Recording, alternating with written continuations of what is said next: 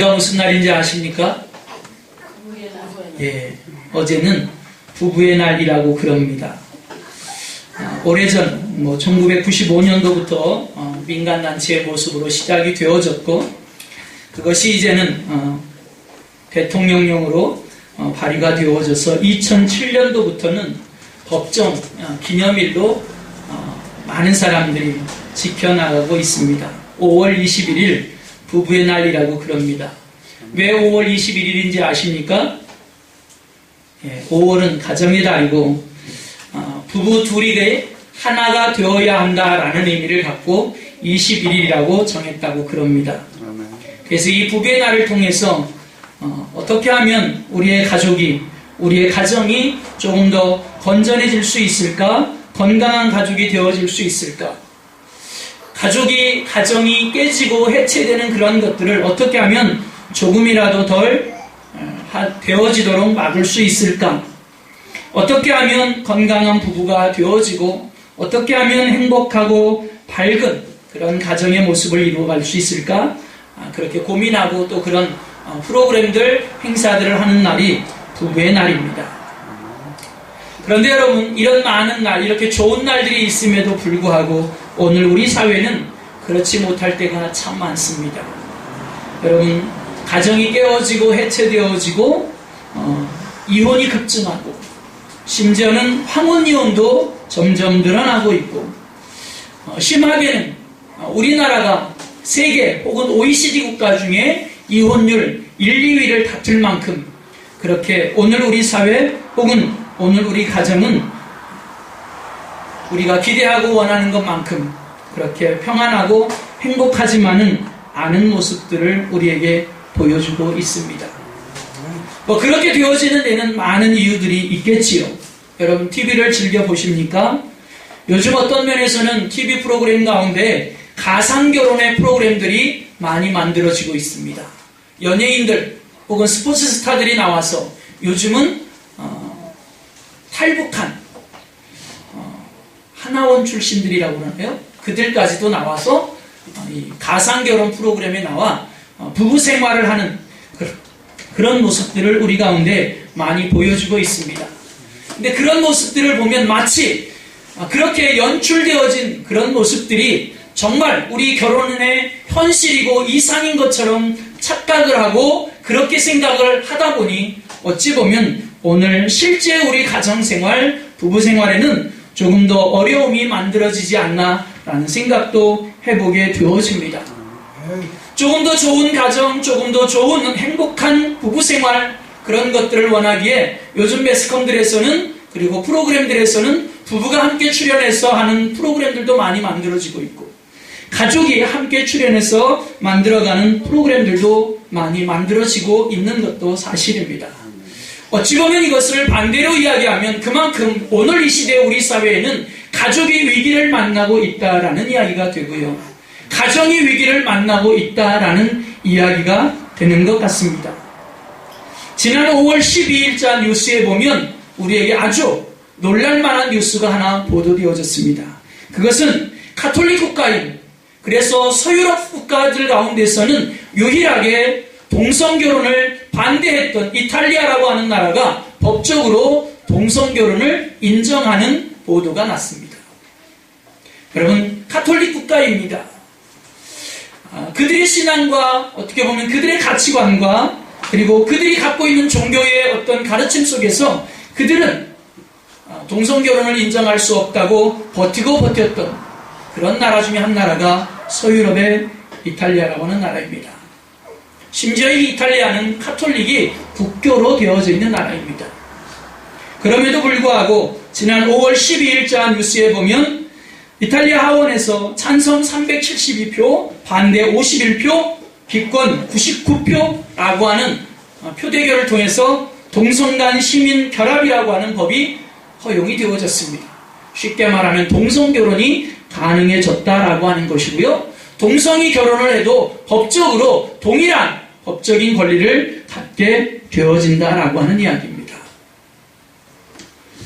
여러분, 우리나라에서도 지난해뿐이 아니죠. 계속해서 있었지만 어쨌든 지난해 특별히 많이 이런 일들이 있었는데, 지난해 서울시청 앞 서울시민광장에서는 끊임없이 동성애 결혼을 합법화해야 된다라고 하는 시위 그리고 집회들이 이루어지기도 했고, 이것으로 인해서 끊임없이 우리나라 사회의 이슈가 되어지기도 했습니다. 여러분, 우리나라에서 가장 유명한 사람, 최근 근래에 들어서 가장 유명한 사람, 어찌 보면 다음 차기 대선 후보의 1순위로 지목되고 있는 사람이 현 유엔 사무총장을 지내고 있는 반기문이라고 하는 분입니다. 저는 그분을 잘 알지 못합니다. 한 번도 제가 그분과 만나본 적이 없습니다. 왜요? 저를 안 찾아오시더라고요. 제가 그분이 어떤 종교를 가지고 있는지, 어떤 신념과 어떤 가치관을 가지고 있는지 저는 잘 알지 못합니다.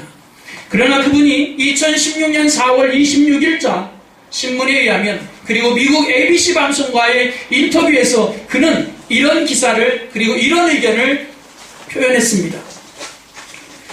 4월 26일자에 보면, 나는 미국 동성결혼 합헌 판결에 환영을 한다. 이것은 역사적 판결을 나는 진심으로 환영한다는 뜻이다. 이번 결정은 미국 인권을 진전시킨 거대한 한 걸음이 될 것이다. 그런 인터뷰를 이분이 하셨습니다. 미국 대법원은 26일 5대4라고 하는 대법관들의 비례로 인해서 주 정부가 동성결혼을 금지해서는 안 된다라고 하는 판결을 내렸고, 그로 인해서 14개 주에서 반대했었는데 그 14개 주마저 동성결혼을 반대하면 안 되는 미국의 연합법이 결정이 났습니다. 사랑하는 여러분, 여러분들은 어떤 생각이 드십니까? 이런 기사, 이런 뉴스 혹은 이런 내용들을 여러분들이 접하게 될 때 우리는 어떤 생각을 하게 되어질까요? 여러분, 어찌 보면 하나님이 만들어 놓으신 가정이라고 하는, 가족이라고 하는, 부부라고 하는 창조의 질서들이 점점 깨어져 가고 위기를 만나는 세대 가운데 오늘 우리는 살아가고 있습니다. 그렇다면 이 위기를 우리는 어떻게 극복해 갈 수 있을까요? 여러분, 분명한 사실은 이 위기는 우리 가운데도 다가오고 있고, 이 위기는 점점 더 더해진다라고 하는 사실입니다. 여러분, 결코 앞으로 더 좋아지지 않습니다. 우리나라도 조만간 머지않은 시간에 동성결혼이 합법화 되어질 때가 올 것입니다. 이렇게 점점 가정의 위기가 오고 부부의 위기가 오고 가족의 위기가 오는 이 세대 가운데 우리는 어떻게 이러한 위기를 극복해내고 이 위기에 대처할 수 있는 해답을 우리는 어디서 찾을 수 있을까요? 어떻게 하면 하나님이 창조해 놓으시고 하나님이 만들어주신 이 가정이라고 하는 질서를 하나님이 창조해 내신 뜻대로 지키며 이루어갈 수 있을까요? 여러분, 가정이라고 하는 것은 창세기를 보면 하나님이 이 세상을 처음 만드실 때 우리 사람들에게 주신, 하나님이 우리에게 주신 가장 아름다운 선물이라고 하는 것입니다. 그런데 이 가장 아름다운 선물은 선물로 그치는 것이 아니라 우리가 반드시 지켜내야만 하는 하나님의 명령이기도 합니다. 창세기 2장 24절에 보면 하나님이 이렇게 말씀하십니다. 남자가 부모를 떠나 그의 아내와 합하여 둘이 한 몸을 이룰지니라. 에베소서 5장 31절에 보면 이 말씀을 인용하여 바울은 이렇게 이야기합니다. 사람이 부모를 떠나 그의 아내와 합하여 그 둘이 한 육체가 될지니라. 마태복음 19장 6절에서 예수님은 이렇게 말씀하십니다. 그런즉 이제 둘이 아니요 한 몸이니 그러므로 하나님이 짝지어 주신 것을 사람이 나누지 못할지니라. 여러분, 하나님은 우리에게 이렇게 명령하고 계십니다. 이것은 우리가 지켜야 되는 것입니다. 어떻게 하면 하나님의 이 명령을 지키고, 어떻게 하면 하나님이 우리에게 가져다 주신 이 선물을 우리가 하나님의 뜻대로 지켜낼 수 있을까요? 여러분, 이 위기에 대한 분명한 해답은 한 가지밖에 없다라는 사실입니다. 그것은 하나님이라고 하는 것입니다. 하나님만이 우리에게 이 가정이라고 하는 것을 회복시키고 이 위기에서 우리의 가정을 지켜주실 수 있는 유일한 해답이고, 그 해답은 하나님 안에서만 발견되어질 수 있다라고 하는 것입니다. 다시 말하면 우리가 하나님 앞으로 돌아올 때, 우리가 하나님을 우리의 가정에 모셔드릴 때, 그래서 하나님의 방법대로 우리의 가정을 세워갈 때 우리의 가정은 회복되어질 수 있다라고 하는 것입니다. 시편 127편 1절에 보면 시편 기자는 이렇게 고백합니다. 여호와께서 집을 세우지 아니하시면 세우는 자의 수고가 헛되며 여호와께서 성을 지키지 아니하시면 파수꾼에 깨어있음이 헛되도다. 여러분, 가정을 지키는 건 남편이 아닙니다. 가정을 지키는 건 아내가 아닙니다. 가정을 지키는 건 부모가 아니고 가정을 지키는 건 자녀들이 아닙니다. 가정을 지키는 건, 그리고 우리의 가정을 가정답게 하는 건, 그리고 우리의 가정을 세워가는 건, 우리의 가정을 주관하시는 분은, 우리의 가정이 우리가 그토록 원하는 참된 행복을 가져다 주시는 분, 그분은 하나님이시라고 하는 것입니다. 그래서 우리의 가정에 하나님을 모셔드리고 그 하나님이 원하시는 대로 하나님이 주인 되셔서 하나님이 명령하시는 가치관을 갖고 우리의 가정을 세워갈 때 우리의 가정은 우리가 원하는 대로 진짜 행복하고 아름다운 가정, 아름다운 부부, 아름다운 가족이 되어질 수 있다라고 하는 것입니다. 그런데 여러분, 우리는 생각해 보셔야 합니다. 어떻게 하면 우리 가정에 하나님을 모셔드릴 수 있을까? 여러분, 우리 온 가족이 다 예수를 믿고 한 신앙의 모습을 갖고 동일한 신앙의 수준과 그리고 가치와 그리고 높이와 깊이를 갖고 예수를 믿고 한 신앙의 모습으로 이루어간다면 별 문제가 없겠지요. 그런데 우리가 똑같이 교회를 다니고 예수를 믿는다고 고백해도 우리의 신앙의 수준이 다르고 우리의 신앙의 깊이가 다르고 우리의 신앙의 넓이가 다르고 각자가 체험한 체험이 다르기에 우리는 그 안에서 때로 갈등에 만들어지는 것들을 경험하게 되어집니다. 여러분, 이렇게 같이 예수를 믿어도 갈등을 경험하게 되어지는데, 여러분, 신앙을 같이 갖고 있지 않다고 한다면 우리는 얼마나 더 큰 갈등을 경험하겠습니까? 여러분, 그래서 온 가족이 예수를 함께 믿고 온 가족이 함께 신앙생활을 한다라고 하는 것, 그것은 하나님이 우리에게 주신 얼마나 큰 축복인지 알 수 없습니다. 여러분, 우리가 예수를 믿게 되어지면, 신앙생활을 하게 되어지면 우리는 옛사람의 모습을 벗어버리고 새사람이 되어집니다. 새사람이 되어진다라고 하는 건 우리의 가치관이 달라진다라고 하는 것입니다. 인생의 방향이 달라지고 인생의 목적이 달라지고 내 존재의 의미가 달라지고 내가 보고 듣고 말하는 것이 달라지고 내 취미생활과 삶의 방식이 완전히 바뀌어진다라고 하는 것, 그것을 우리는 예수를 믿고 새 사람이 되어진다라고 이야기합니다. 우리는 이것을 한마디로 이야기하면 영적인 사람이 되어졌다라고 이야기합니다. 여러분, 예수를 믿는다라고 하는 것, 우리는 좀 더 행복한 삶을 살기를 원하고 우리가 예수를 믿고 그러므로 인해서 기도하고 그러므로 인해서 가정에서 섬기는 그것은 우리의 가정이 좀 더 행복하기를 원하기 때문입니다. 그리고 우리 온 가족이 하나님 나라의 자녀가 되기를 원하기 때문입니다. 그런데 예수를 믿다 보니 신앙의 수준이 다르고 또 같이 신앙생활을 하지 않다 보면 그것으로 인해서 우리의 가정에는 더 큰 갈등과 때로는 그 신앙이라고 하는 것 때문에, 믿음이라고 하는 것 때문에 우리는 때로는 예수 안 믿었으면 괜찮았을 것 같은 그런 상황 속에서 눈물을 흘려야 하고 땀을 흘려야 하고 아파해야 되는 일들이 우리 안에 생기게 되어진다라고 하는 것이지요. 그런데 여러분, 그렇다고 해서 좌절하지 말고 그렇다고 해서 포기하지 마십시오. 예수님은 마태복음 10장 34절에서 이렇게 말씀하십니다. 내가 세상에 화평을 주러 온 줄로 생각하지 말라. 화평이 아니요 검을 주러 왔노라. 예수님은 우리에게 너희가 나를 영접하고 너희가 나를 모셔드리면 너희가 나로 인하여 그 안에서 갈등이 만들어지고 때로 아파하고 땀과 눈물을 흘리며 수고해야 되는 것, 그것은 너무나도 자연스럽고 당연한 결과라고 말씀하고 계시는 것입니다. 여러분, 오늘 우리도 그렇지 않습니까? 여러분, 예수를 믿는 것 때문에 갈등이 안 생길 것도 갈등이 생기지 않으십니까? 여러분, 예수 믿으면 우리의 가정이 더 잘 돼야 되고 더 평안해야 되고 우리의 사업이 더 잘 돼야 되고 우리의 자녀들이 더 잘 돼야 되는데, 여러분, 내가 원하는 것대로 그렇게 되어지지 않을 때가 많지 않으십니까? 그래서 우리는 예수 믿는 것 때문에 우리의 가정에서 갈등을 겪고 예수 믿는 것 때문에 남편과 부모와 자녀와 갈등을 경험해야 할 때가 많지 않으십니까? 그런데 여러분, 오늘 우리가 읽은 성경의 본문인 고린도 교회의 당시의 사회는 더했다라고 하는 것입니다. 오늘 우리가 경험하고 있는 그런 갈등 혹은 그런 아픔보다 당시 고린도 교회는 더했다라고 하는 것이죠. 특별히 여러분, 성경이 기록하고 있는 이 시대의 여인들은 정말 죄송하지만 사람 취급을 받지 못했었던 시대입니다. 여성의 인권이라고 하는 건 찾아볼 수 없을 만큼 그렇게 여성의 인권이 무너져 있던 세계입니다. 우리 옛날 조선시대가 그랬던 것처럼 여인들이라고 하는 건 결혼해서 그 가문에 아이를 낳아주면 자신이 할 역할을 다 했던 것처럼 여겨질 정도로 그렇게 여성의 인권이 무너졌던 세대가 당시 고린도 사회라고 하는 사회이고 성경이 기록하고 있는 사회들입니다.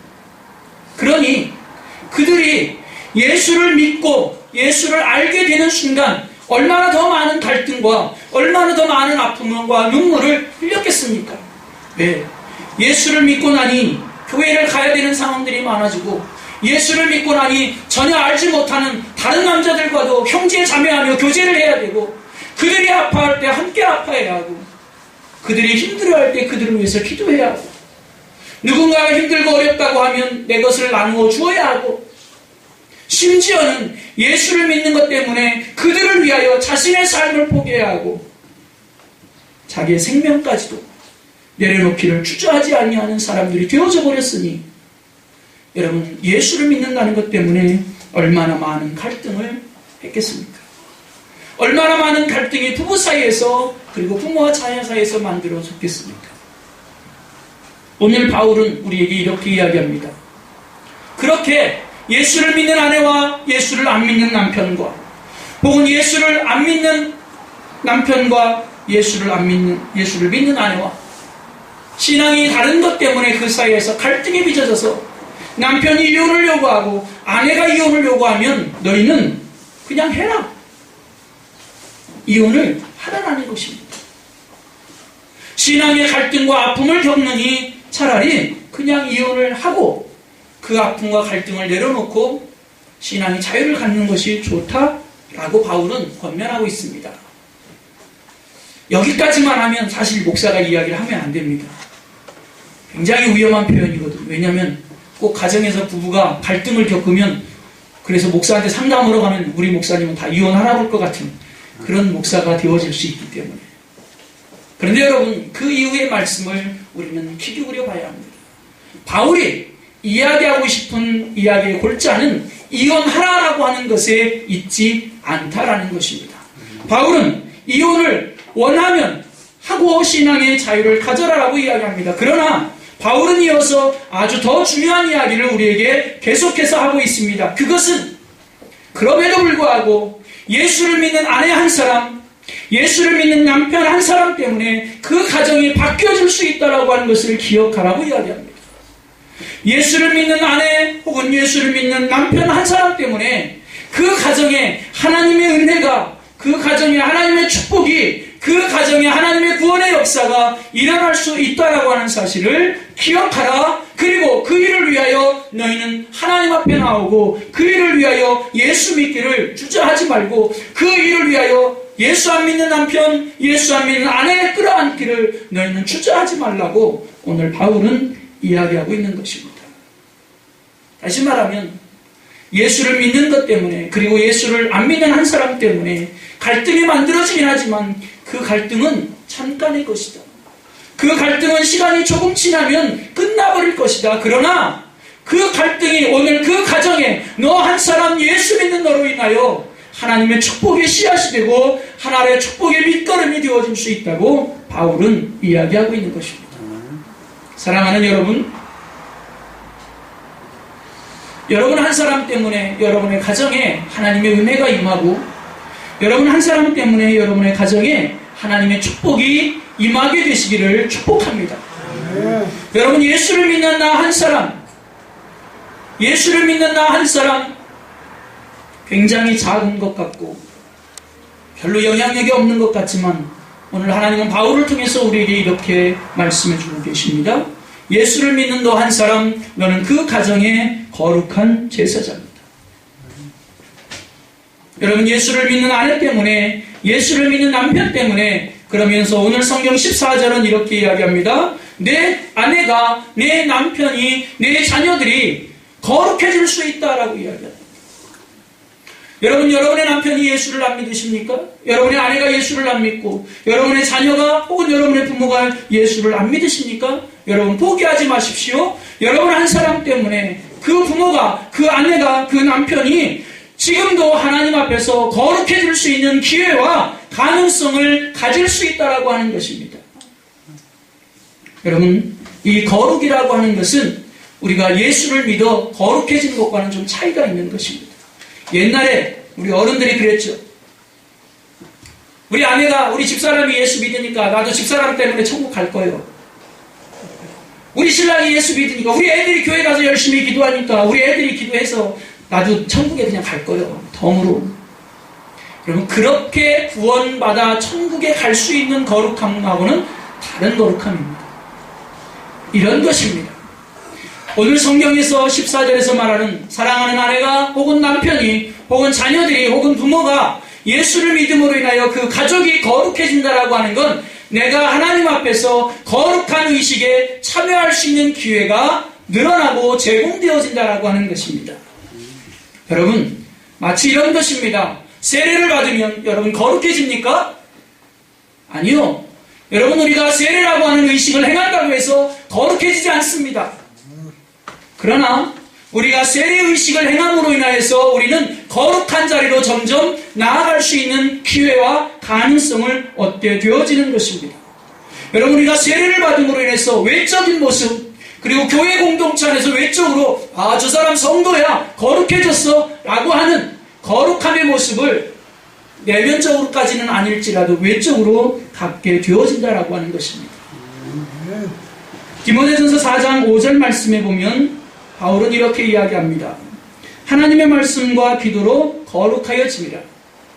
여러분의 자녀가, 여러분의 남편이, 여러분의 아내가 여러분 가정에서 기도하고 찬양하고 말씀을 읽고 그 말씀을 들을 때 그것으로 인하여 내가 머무는 공간이, 내가 머물고 있는 우리 집이, 그리고 나를 바라보는 남편과 아내와 자녀가, 부모가 점점 거룩해져 가게 된다라고 하는 것이지요. 왜 그럴까요? 우리는 제사장이기 때문에 그렇습니다. 여러분, 구약의 이스라엘 백성들의 제사장들의 모습을 보십시오. 그들은 거룩한 존재들입니다. 하나님 앞에서 그렇게 특별하게 구별되어진 사람들입니다. 그래서 실제로 그들이 죄가 있고 실제로 그들이 허물이 있음에도 불구하고 거룩한 제사장으로 구별되어졌다는 이유 때문에 그들이 사용하는 것이 거룩하고 그들이 머무는 것이 거룩하고